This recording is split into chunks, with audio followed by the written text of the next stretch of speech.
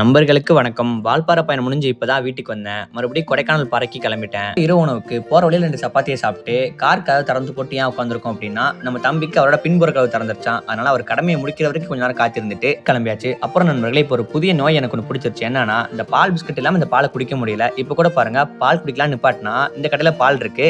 ஆனா இந்த கடையில பால் பிஸ்கட் இல்ல. அதனால இங்கிருந்து நடந்து போய், அங்க போய் நான் பால் பிஸ்கட் வாங்கிட்டு வந்துட்டு இங்க வந்து குடிக்கிறேன். ஆனா சும்மா சொல்லலைங்க.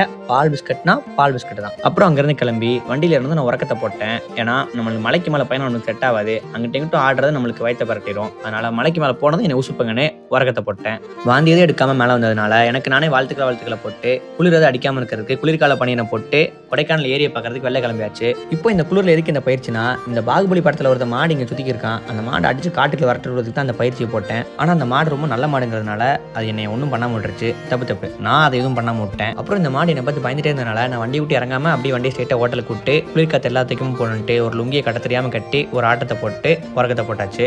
நாளைக்கு என்னாச்சுன்னு நாளைக்கு பார்க்கலாம். உறுதியா இருங்க, நாளைக்கு பார்க்கலாம்.